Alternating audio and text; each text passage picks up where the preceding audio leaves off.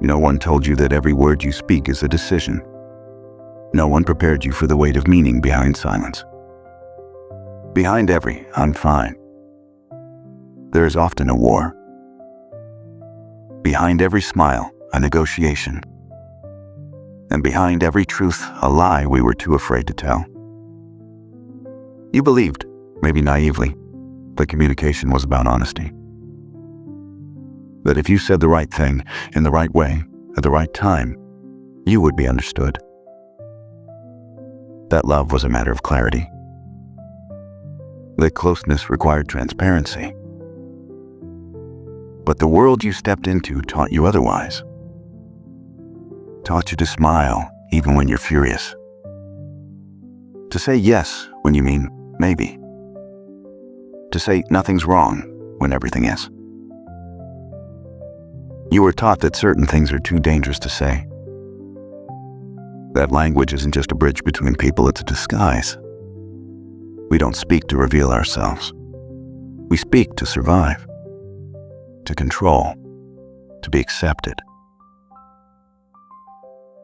And somewhere along the way, you realized that the truth doesn't always live in the words. It lives in the hesitation before you speak, in the tremble in your voice, in the sentence you stopped yourself from finishing. Schopenhauer believed that women don't say what they mean. He saw their speech as evasive, their desires masked in contradiction. But maybe he was only half right. Maybe everyone hides. Maybe language was never meant to reveal truth, but to protect us from it. From the first moment you learned to speak, you also learned to edit yourself. You said thank you when you were bitter. You said sorry when you were only scared. You said I love you because silence would have ended everything. You learned that some truths don't belong in daylight. That saying the wrong thing can ruin the right moment. So you began to dress your feelings in metaphors. You turned your honesty into performance. Hey, just checking in means I haven't stopped thinking about you, and I hate how far we've drifted. I'm happy for you means why wasn't I enough? Let's hang out soon means I miss the version of myself I was with you. Language is beautiful, yes, but it is also a labyrinth. And you've spent your whole life trying to find the exit. Every argument you've had, every miscommunication, every time someone said, I didn't mean it that way, was proof that we don't live in the same world. We live in different interpretations of the same sentence. You believed words were clean, like math, but they aren't. They bleed, they stretch, they rot, and they hide more than they show. So you start to wonder, if no one ever says exactly what they mean, then what does meaning even mean? You think you're speaking freely, but you're performing. We all are. Every message you send is curated. Every reply rehearsed. Every sentence a subtle attempt to manage how others see you. Somewhere between your thoughts and your voice, you run everything through filters. What will sound smart? What will sound kind? What will sound normal? And you edit your truth again and again until it becomes a version you can live with. A version they'll still accept. You become fluent in a language of disguise. A language where I'm busy means I don't want to talk. Where I support you means I don't want to be left behind. Where do whatever you want means please don't. We used to lie to protect ourselves. Now we lie to protect our image. In a world of digital mirrors, your identity is no longer who you are. but how you're perceived. And perception is a battlefield. So you weaponize tone. You soften your opinions. You inflate your confidence. You lower your needs. Not because you're dishonest, but because honesty is no longer enough. You need to be palatable. You've been told, be authentic, but not too intense. Be honest, but not too messy. Be vulnerable, but only if it's attractive. Social media taught us that truth has a price. Post your sadness, but make it poetic. Share your trauma, but make it aesthetic. Speak your mind, but don't offend, ever. We are now the editors of our own humanity, deleting what's too ugly, trimming what's too long, color grading our pain, sharpening our joy.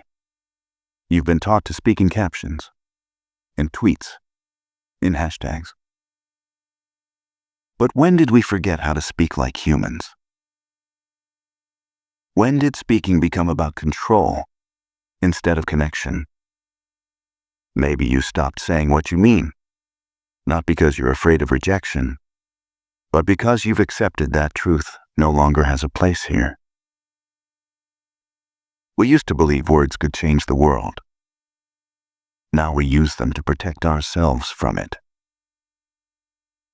You say what will not start a fight. You say what will keep you employed. You say what sounds like self-awareness, even when you're lost. You've rehearsed every moment of vulnerability. Even your spontaneity is planned. You say, I'm just being real. But you've already rewritten it 3 times in your mind. We speak not for connection, but for protection. You speak to avoid being misunderstood. But the irony is, you've never been more misunderstood. Language has become a mask we all wear. And the longer we wear it, the harder it becomes to recognize our own faces underneath. Maybe the real fear isn't that others won't understand you. Maybe the real fear is that they will. And they'll see something you're not ready to show. So you speak in riddles, in irony, in sarcasm, in distance. Because to be clear is to be vulnerable. And to be vulnerable is to risk being seen. But maybe the most important thing is learning how to hear what's never said. Not just the words, not the punctuation, not the grammar, but the pauses, the hesitation, the breath before truth too heavy to name.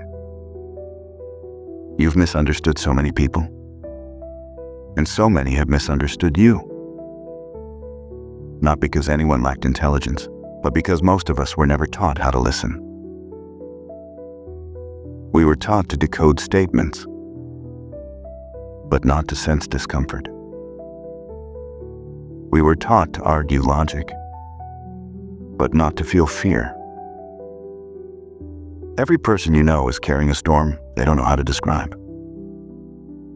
So they speak in signals, in symbols, in sideways glances and half-truths. And you, if you want to understand them, can't just ask, "What did you mean?" You have to ask, "What were you afraid to say?" Maybe understanding someone is less about interpreting their words and more about sensing their silences. Maybe empathy isn't just saying, "I hear you," but also, "I hear what you couldn't say." You think you need the right answer, but maybe what people really need is your presence, your patience, your willingness to stay, even when the words don't come easily. We all have sentences we've swallowed, truths we've buried in politeness, cries for help dressed as jokes. And somewhere in that complexity, We hope desperately that someone will understand us anyway. So, maybe the goal isn't to decode everyone. Maybe it's to show up without needing a perfect explanation. To say, you don't have to say it right. I'm here anyway. If language is a mask, then listening, real listening, is the act of slowly helping someone take it off. Not everyone will say what they mean. Not because they're deceptive, but because they're afraid. Because they're still learning. Because they've been hurt before. And maybe, so have you. The truth was never in the sentence. It was always in the silence after. If this video made you pause, even just for a second, maybe share it with someone who hides behind their words too. Maybe subscribe. Not for the algorithm, but for more of this quiet. We don't need more noise. We need more truth, even when it whispers.